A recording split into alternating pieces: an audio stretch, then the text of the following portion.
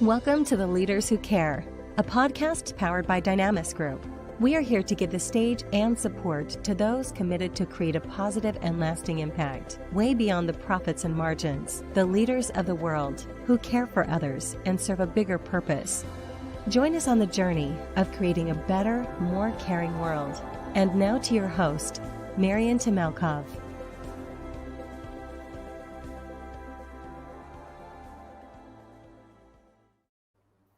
Hello, everyone. Welcome to the 30th episode of The Leaders Who Care. I'm super excited and privileged to have a very special guest today. We bring leaders who care to share their stories, inspiration of their great success, and what role care played for them. And today I have the privilege to welcome Federico Zanella. Rather than introducing my version of you, I would love to hear yours, especially for the ones who don't know you. So, Federico, ciao and welcome. Ciao, Maria. Can you hear me well? I can hear you perfect.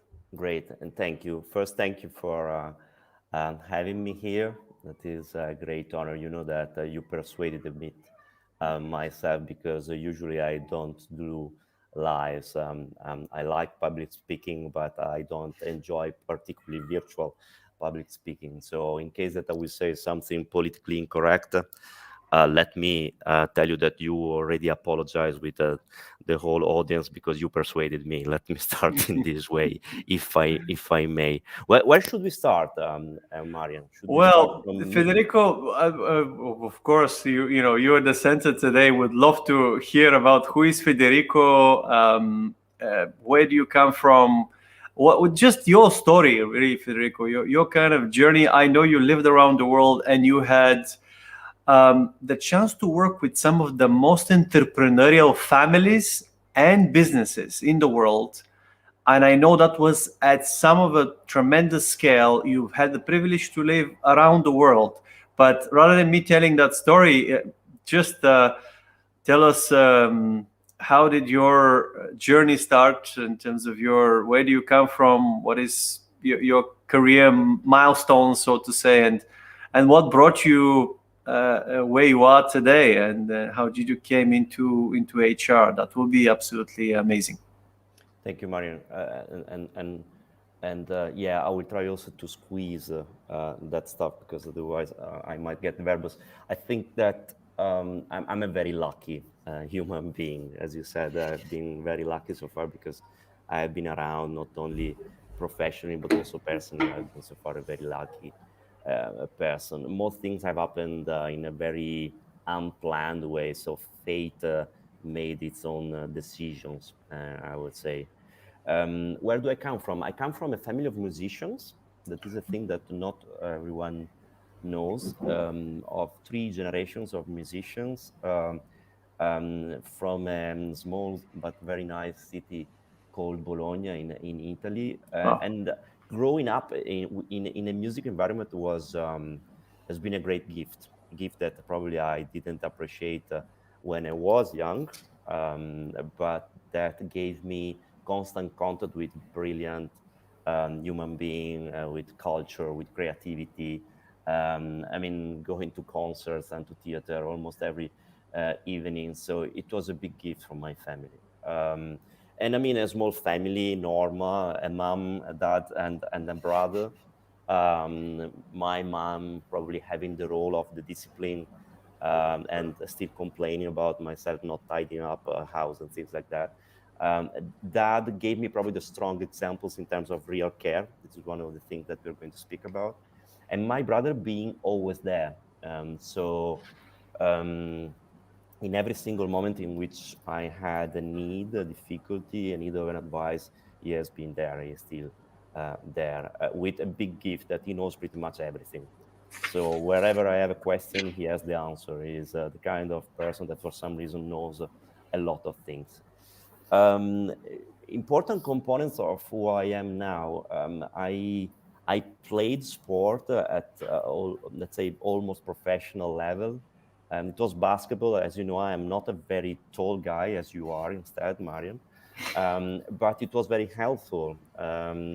team working, leadership. I've almost always been the captain of my teams, but also the challenge, right? Because with the fact that I have been always with very big guys and pretty much destroying my knees and ankles every single week, that was a great lesson for me that created a bit of my personality. Piano giving me discipline, so learning piano, but also balancing all this stuff. I really enjoyed life for my first 30 years. So I have met my wife in my early 30s, and I had a very balanced life. So that is also part of my, like, I've never been very ambitious. I'm still not particularly ambitious. So I never crashed anyone to make sure that I'm gonna be promoted. But I mean, there is one thing: I have never thought about my future with a concrete view about what I was going to do. So the question, "What are you going to do when you will be an adult?" didn't have a clear answer when I was very young. It landed to HR through several strange steps because I'm an anomalous HR. I started as a consultant mainly. So and of course consulting with Deloitte, so one of the big ones, helped giving me structure, creating flexibility, giving me resilience, but also giving me the perception of how to understand quite quickly a business and then how to help it, but also how to reinvent myself quite often. It happened 2, 3 times that I had to learn a lot of things overnight because in the morning I was in front of a customer or a client and I need to be an expert and I was not. So all these things helped me creating some level of, I think, bravery or courage that helped me in, let's say, riding on the horses whenever there was the opportunity. And the horse was an international horse in which my wife was instrumental. She also is a very international person coming from a family belonging to different, let's say, continents in her own growth. And then as a result, she helped me a lot in every single steps of my career. She also told me just yesterday, and she told me, please tell them that I was very arrogant when I met her, and I'm no longer that arrogant. So I have to say that she probably helped that, and it was quite important for my growth. One point to mention, Federico, they say that having a great wife is like having a crown on your head. So well done being a king. You have chosen well. Yeah, I've been lucky also that. And my wife, I hope, is not here, is not listening, but someone will tell her that I have spoken well about her. So I'm gaining some points. That is always useful. Um, and what happened there? I grew up as a non-by-the-book HR person. I became a people leader over time, but in a very free way, without having a strong mentor, and then without being an incredibly strong technical person. So I'm definitely not a by-the-book person. This is very helpful because, as you said before, I've worked mainly in two type of companies, and my career was in a way split in two macro areas. One about manufacturing, engineering, and oil and gas. So very structured, in which people tell you pretty much what they think. And the other part, that is the one in which I'm also now, has been about fashion, about e-commerce, about retail, and of course, I do believe that having to do with this kind of organization, as you said before, very often also with entrepreneurial presence, require to personalize, to customize your approach to people, to business, and to the senior leader. So as a result, I would say I'm not a strong HR per se. I'm not particularly in love with all the aspects of HR, but I love to understand the business and to interpret my role as a people leader in a very connected way to what the business need. I could only manage international roles. I mean, it happened recently that I've been approached for local big roles, but I don't have the skill set. So I can only do international roles because these are the ones in which I can install multicultural relationships, in which I can sort very complex issues, in which I very often work with people that are also smarter than me, in some cases much smarter than me, but with very different points of views that help me also in growing. I love numbers.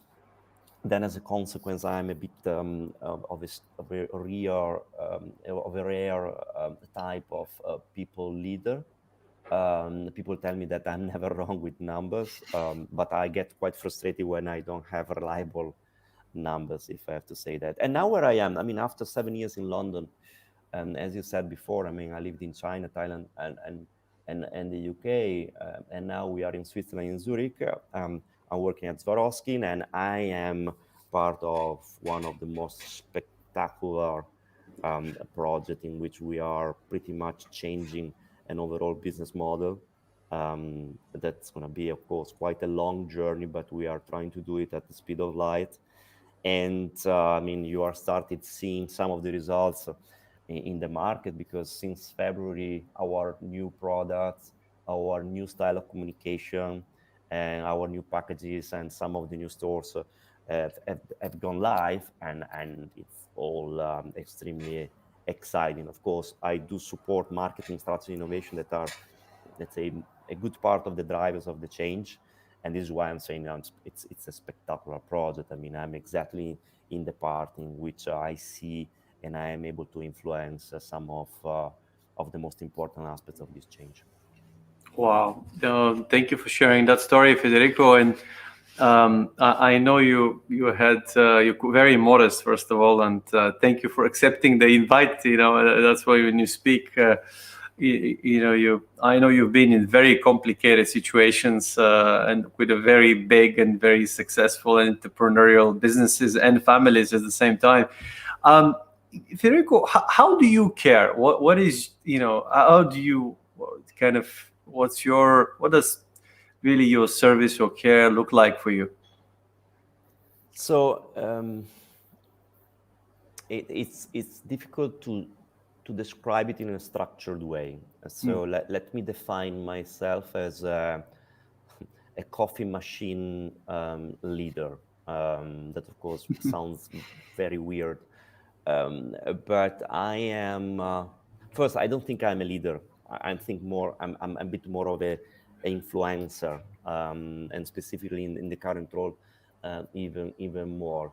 I do get the energy, the trends within the company, the knowledge of the company, of people, in a very informal way. So this is why I am a coffee machine leader. And of course, currently I'm quite frustrated because virtual coffee has not yet been completely invented, and this is quite annoying. So I think I'm quite naive in some cases, that of course in the English interpretation is not always a very nice word, with some level of craziness also in the way in which I manage people.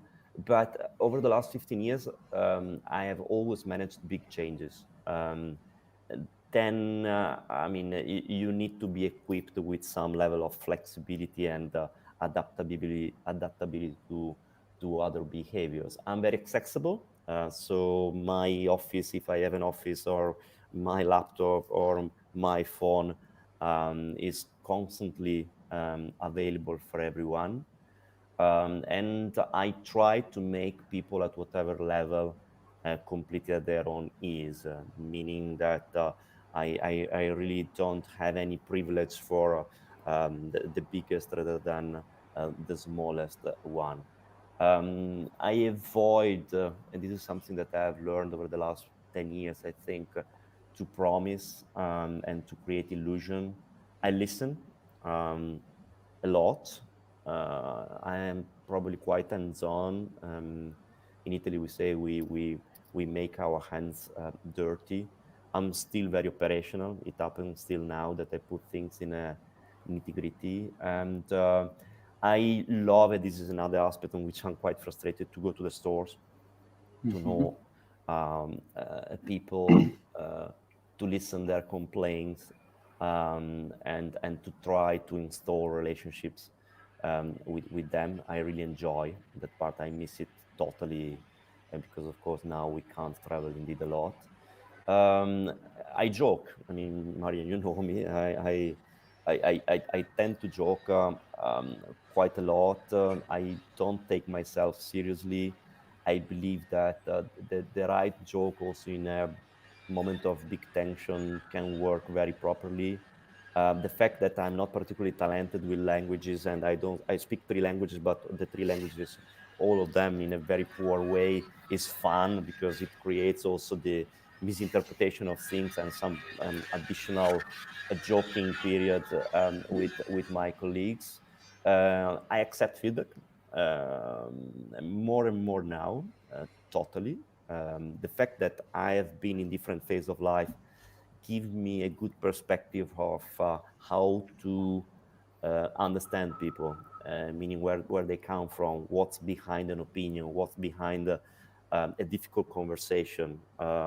Why shouldn't we move the person from the department A or B or to another country?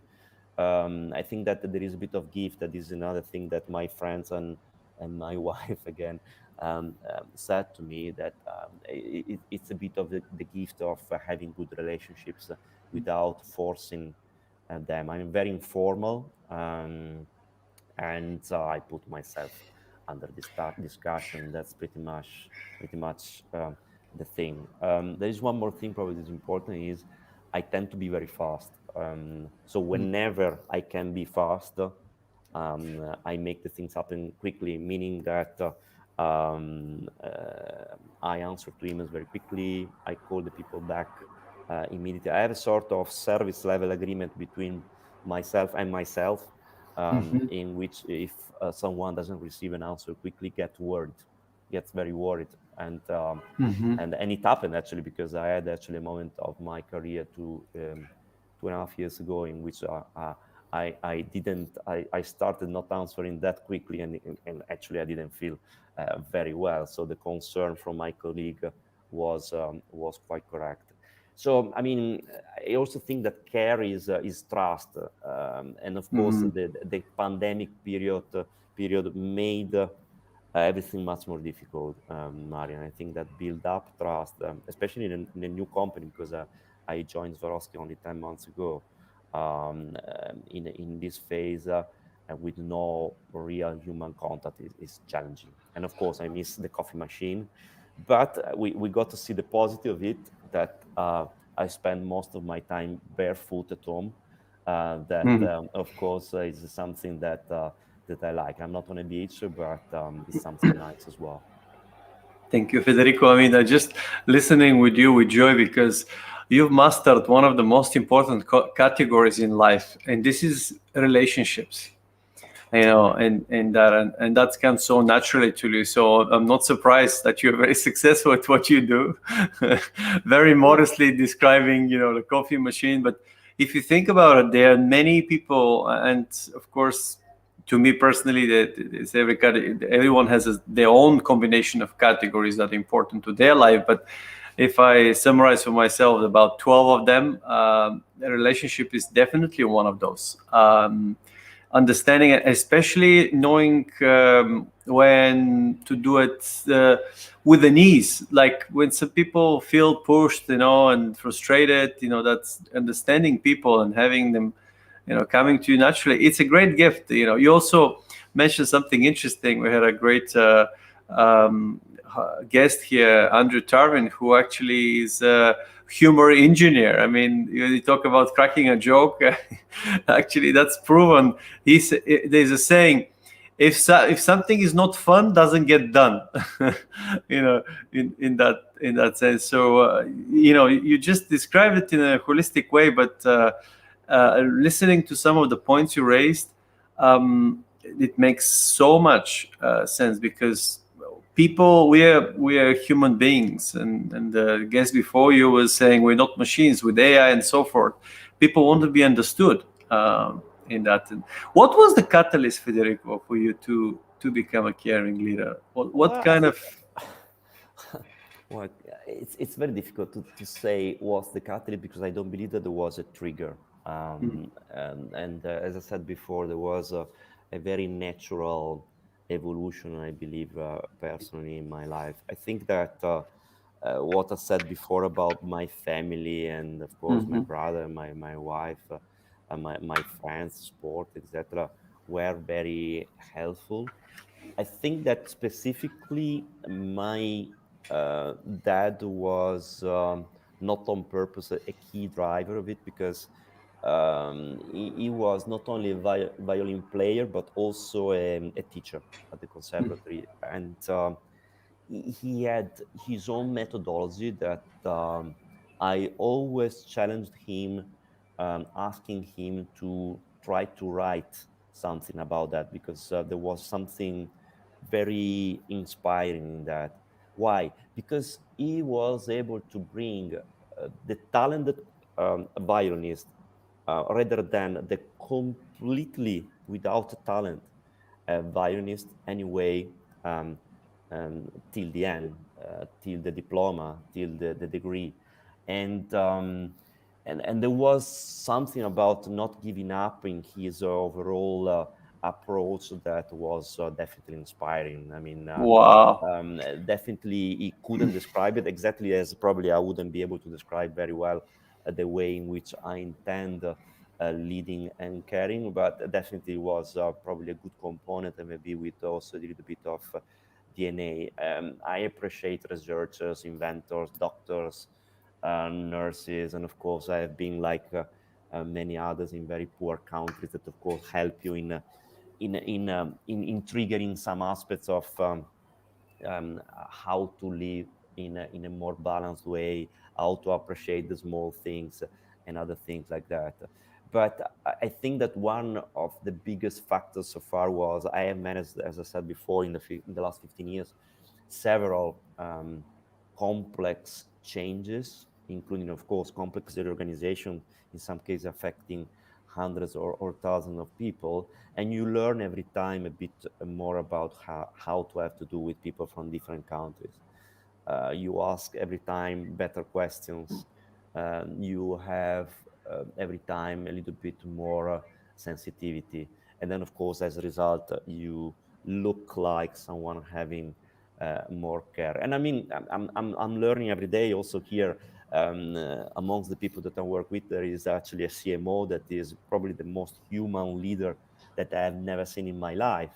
And I'm learning a Wow. lot from her, to the extent that from time I wonder if she is the HR person or I am, because I mean at that Wow. level you don't always have or necessarily a huge amount of human factor, and she has, and I'm learning a lot, I think, from her as well. I think probably these are some of the catalyst factors that might have helped me over time. Well, thank you for sharing. It is great to hear, obviously, the stories and what you just said about your dad and the example. Of course, we see that more and more of it matters where you brought up and who mentored at school or at home. And love what you just said, that he was able to bring a completely untalented or beginner to someone that is, you know, can play and can do that. That's wow. That's inspiring, Federico. That's That's inspiring. It's the right word. You're right. if you It's a think that excites me. That means you can do you can make masterpieces with anyone, and that's what I believe. Everyone is a masterpiece if they find their mission that God has brought them on earth for. And but I'm sure you had many challenges, Federico, and when your care was put to the test, especially balancing, business interest and human, factor. And give us some. What was your biggest challenge you had to overcome? Yeah, it's quite difficult, of course, to mention explicitly some of them, because, as you said before, I work in very entrepreneurial organization in which I had to do in many cases with very confidential things, etc. So difficult for me to disclose episodes in a way Sure. that is not easy to recognize. But I would say that I've never been an idealist, if this is the right definition. But growing up in this kind of organization helped me in, let's say, learning on the job without a big help of others. So, as I said, I never had probably a full mentor, even if I've learned from a lot of people in my career. So I had specifically when the position started becoming bigger than me, and it happened, I think, already 14, 15 years ago. Those situations, the first mistakes, the first difficulties gave me the need to accept my weaknesses. I mean, and it's the only way then to go to your strengths and try to play a lot with them. I mean, it happened that I have been considered guilty man of something I was not, especially at the very beginning. Then I learned, and I avoided very often that. And of course, in a situation in which you cannot raise your hand or react, because in some of those organizations, it's better just to shut up and wait. And I've learned that. I learned when to speak. I learned when to speak with the person A or the person B, and how. I learned when to push and when to wait, because it's not yet the right moment. As I said, very often also to accept some mystery, because very often you have to just accept the fact that you don't know everything. I have learned to accept different opinions wherever it happens, from people that you have full esteem of, rather than people that you don't completely like. And then to adapt to the difficulties, because every single difficulty is an opportunity of growth. People can lie to you. It happens everywhere. People can play games, and I don't like it. People can defend, can be reluctant to change. So, I mean, staying very strong on status quo. And what I have learned is to be patient, to explain, to give wherever possible numbers explanation, because numbers can help a lot in justifying some of the decisions, but also constantly keeping a strong attention to a sort of protection of the dignity of people, not only my team, but very often also in teams of my peers, independently from what I could get in return. Because what happens very often in my career is that I have created very strong loyalty with teams in different countries, and then as a result, the relationship has become strong, and there was no need to write a contract or to speak, because very often it was just with a very quick eyes contact. We knew exactly what we were going to do. So let's say that the creation of the relationship over time has been my way to challenge wherever possible the difficult situation, and I think that created also some of my ways of working. I love that, Federico, because I think what you just explained is how to navigate and take care on one end with some of the most entrepreneurial families or ventures, business leaders, if you like, on one end, while taking care of the people and the team as well. And that's an art, Federico, to do both and be able to kind of understand. And you do that through your compassion for people, and your, I guess, superpower helps you of building relationships.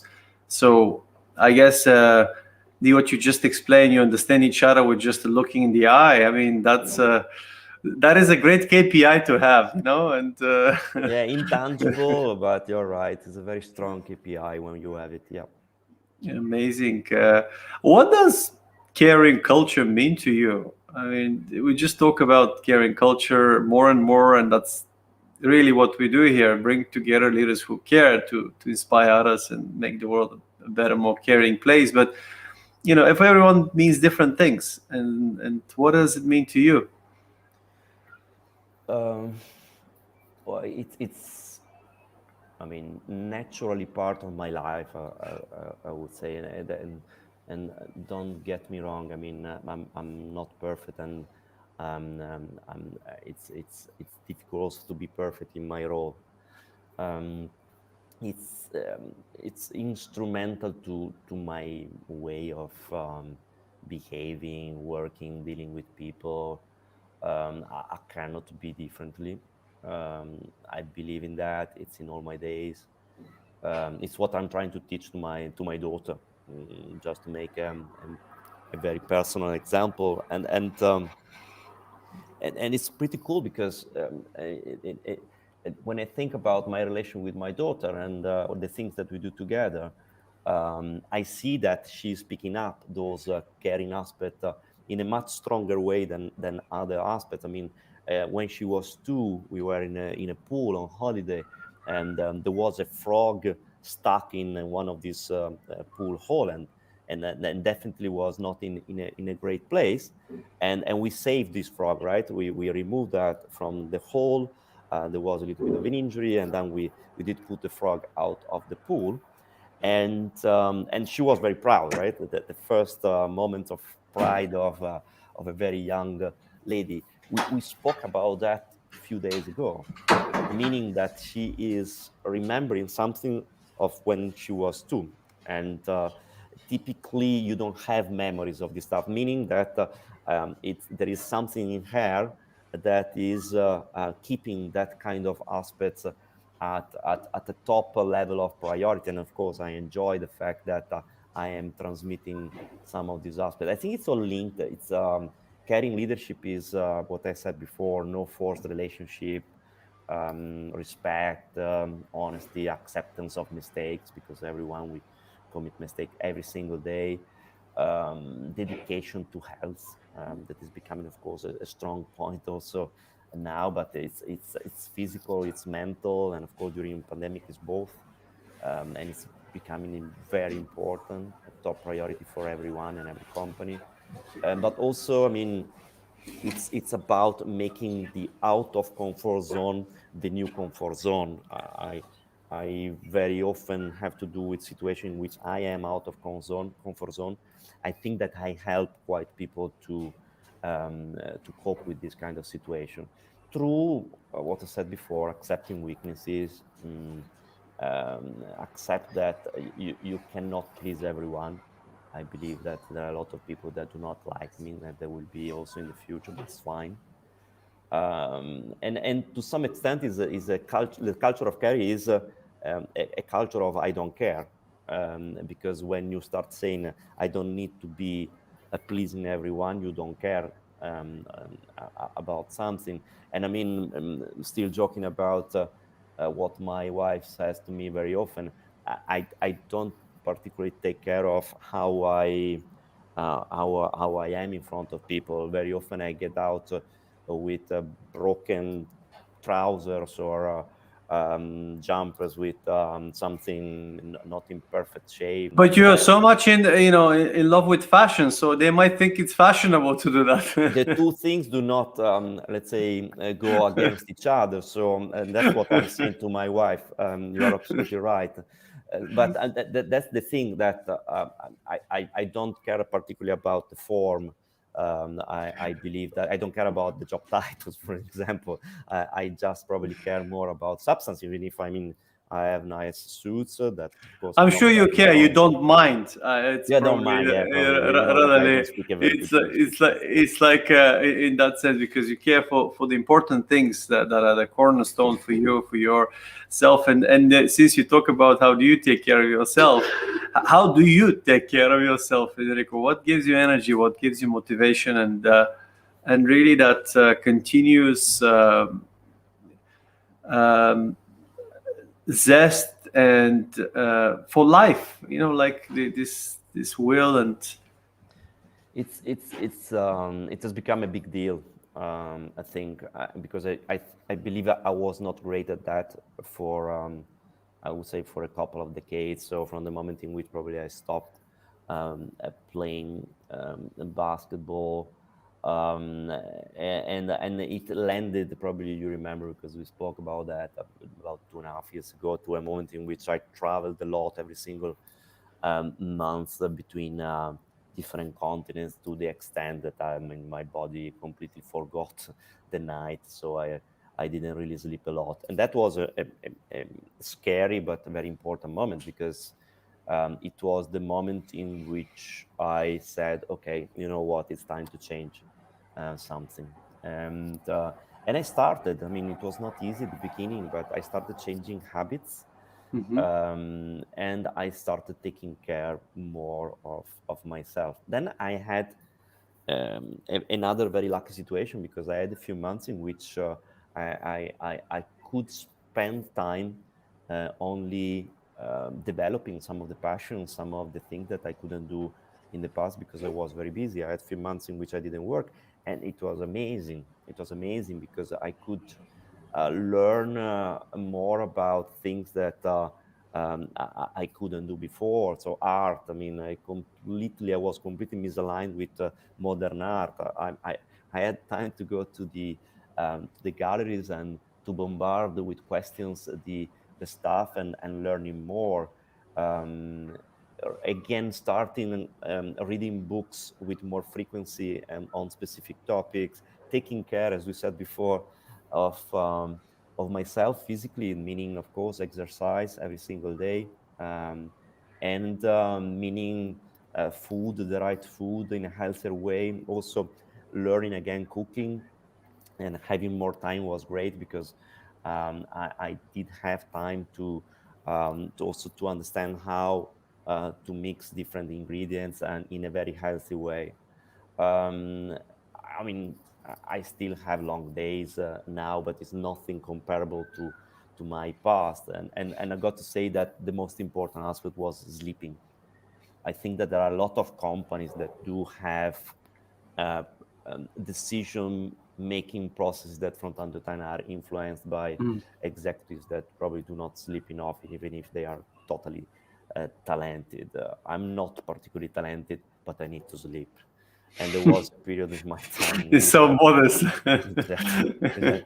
So No, I had you have superpowers in different ways, which is building relationship and trust. That's you need to do a course on that, Federico. That is one of the most essential roles of a leader nowadays, of any type, not just HR.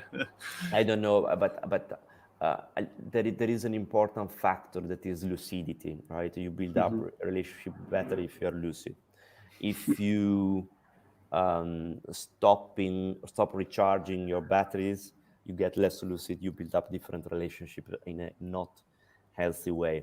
And when I had time to do it, I also experimented these scientist tools in which they test how you sleep, what happens during the night, and that was very helpful. I mean, that together with other tests gave me again the ownership of my sleep, meaning that if I had a period in which I slept 3 to 5 hours averagely, now I sleep again, let's say 6-7 hours. That is, I mean, spectacular compared to the past. I also have to say that this is helped by the very respectful culture of the company where I'm working now. That is something that Lovely. was not totally used, in which weekends are quite well defended in most cases, and in which, yes, there are long hours, but it's difficult that you have the midnights or the 5 a.m., honestly. So this is another thing that I have to mention, because it helped a lot in giving to me the right balance, right? So this is another important thing that I do for myself. But as I said, there was a need of a trigger to land to a better awareness and to have again some healthy approach to my life. Awesome. No, thank you for sharing, and it's great to hear that you actually, your current company is taking care and providing that benefit. It's because you've done so many different things, and I guess that's great to see you back, Federico, in many ways, and that you're more recharged, because that gives you longevity. I'm sure we can all, with human beings, we have so much strength and so much we can do, but it has a consequence, everything we do, right? So you want to have a longer life, you need to take better care. In this moment in time, you've done so much, been around the world. You're obviously in Switzerland.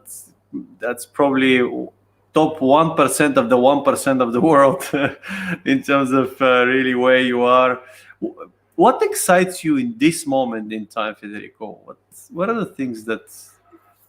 So, I think there are many. I think that probably the biggest one is the young generation that is growing now. I mean, I'm thinking about the 20 years old, 25 years old, 30 years old. I think that to some extent, my generation, the previous generation, failed in many aspects, and I believe that these new generations do have the sense of responsibility, awareness, idealism, and they can try to change the world indeed. I love that, and I'm not jealous at all. I just love to see these young people growing up in such a different way. And I got an example that is my sister-in-law. That, I mean, it's just a constant input to learn about climate, about food, about animals, etc., etc. And of course, I love on that reading, knowing more. Sustainability is a big factor. Currently, I'm reading this Fashionopolis book that is something that is bringing me to see every single label in the shirt before buying one. That is, of course, becoming a sort of freaking thing. I enjoy a good run that is much simpler but still very helpful to recreate passion, energy, power, etc. I enjoyed, as I said before, sleeping properly. That is a new gift. But I also enjoy to have my former colleagues give me a ring, asking an advice in the most important moments of their life, of their career. I love it. But I'm also enjoy very simple things like cooking, as I said before, but also, I mean, making laundry. This is quite, I mean, weird. Probably I'm the first one answering to you in this way, but I get very relaxed and in making laundry. So, what a great way, you know, to share whatever recharges you, gives you to do the laundry. I think your wife, certainly one of the things she loves about you is that. Yeah, I'm not an order. Do you say, hold on. Do you make the laundry or do you, actually clean it? Because there's the other thing. No, that bit no. No, I make the whole, let's say, mechanical thing. I like to put and to lay the clothes in the right places. I enjoy to fold them, things like that. It's not normal, but it relaxes me. But I like many other things that give me passion or recharge my batteries. I mean, traveling is a great, is an amazing stuff. I love movies. I'm a crier with movies. I enjoy totally the basketball and the sports in general, movies. So all things that I can say are very, very important for me. Give me 1 second, Marian, because I am seeing that the battery of my laptop is going very low. I thought you had a delivery, man. No problem. You know this. Yeah. Give me 1 second.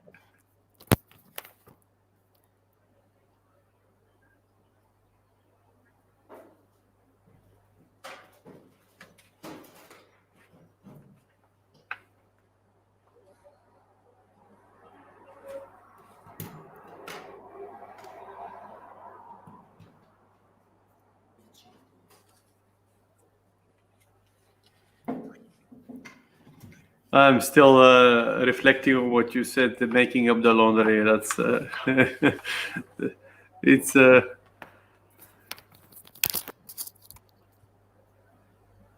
Sorry, Marian, for the technical problem, but not at all. like not at all. Get exhausted sooner than what I thought. So here I am back.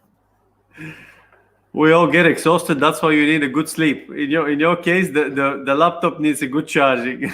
Exactly. And now I'm asking.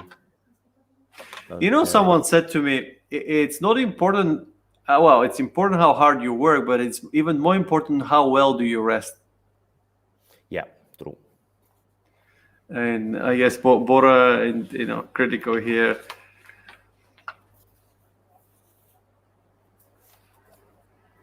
Yeah, I'm sorry. Federico, I'm still battling with the batteries, but I should be now. Don't worry. Make sure 100%. Really sorry about that. Oh, that's what a great wish to send to everybody. Charge your batteries, guys. Make sure you have them. Exactly. And in terms of just look at globally, Federico, what is your global vision of what can we do to spread the care culture? Well, that's a very difficult one, Marian. And here we could land again to arrogance. So I hoped to say something that makes sense. I think that the acceptance of the challenges of the future is a very important factor. Meaning, as I said before, to accept that we are constantly now out of our comfort zone, to accept the fact that we need to help the future generation getting a better life, a better work condition, and that might mean something like sowing the seed of fairness, right? Making sure that all of us do something for the future. I also believe in letting the people express themselves. And it's extremely important. It's another big actual topic. And of course, all this stuff means being less selfish, being more for the community. I am also a big believer of giving more power to women, and here we share that indeed. Yes, and I do think that we have a lot of very good examples. In my last two jobs, I had as bosses and strong leaders, women, of course, with products that were mainly for women, but they have been incredible examples for me. So I do sense that it worked. We have a lot also in governments now that I love it. If you want more caring culture, we just promote more women in leadership positions. Simple as that. They naturally care more. That's the answer. Yeah, I totally agree with you, and I don't completely get why we need to speak about diversity and inclusion. It should become just normal stuff. Honestly, it's a thing in which the world is not evolving at the right speed. And I mean, there are many other factors. I mean, learning, being curious, and of course, sowing and pushing the people to be curious, to ask questions, to read books, to understand where the people come, to avoid political games, to be open, to travel as much as you can, to stay in the countries, to be a little bit crazy also, to make wrong decisions. But also, I mean, I would like and I would love to see a TV channel focused only on this stuff. I mean, only on well-being, better life, charity, but in a way that create a real interest, because there are some channels that do mainly this stuff, not everywhere for everyone. In a fun way. In a fun way. In a more dynamic way. But also, I mean, Marian, not really to say something that I don't think. I believe that the initiatives like the one that you have created in September, and that now is the event number 30, is another one going to the right direction. So congratulations for that as well. Thank you, Federico. It's been great to have you today. And one last question, just to wrap it up. And what is your vision for a better future? What do you dream of, both short-term and long-term? So individually, selfishly, I would say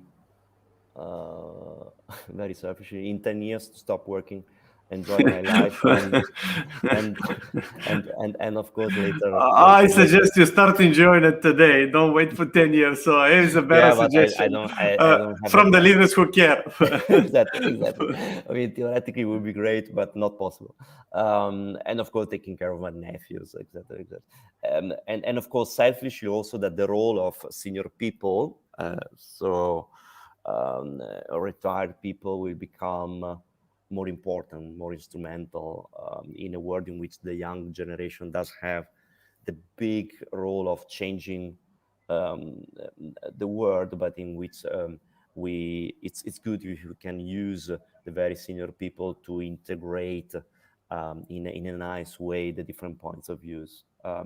As I said before, I do believe a lot in diversity in governments. I think New Zealand, Finland, Germany, and other countries, Croatia, etc., have provided the extremely good examples of how to do things differently in a very successful way. I hope that governments, states, organizations will cooperate more for the benefit of everyone. I think that the pandemic was a great example of the other way around, with countries doing a very different way and then as a consequence failing very often.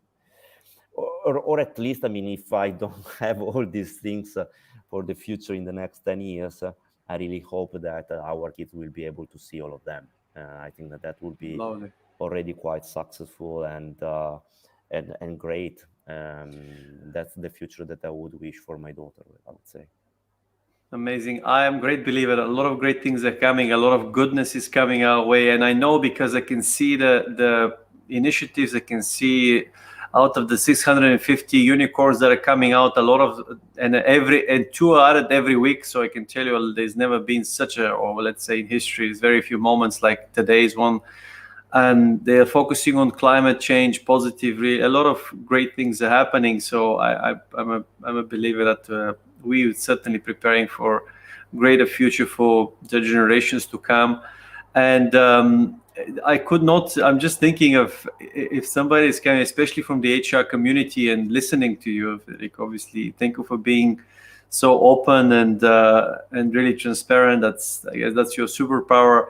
Or if somebody is thinking, a young generation, to go into HR, I said final question, but I could not resist, to sum up your kind of wisdom, what would be your advice or to HR leaders around the world that are listening to, or somebody that may want to pursue a career in HR?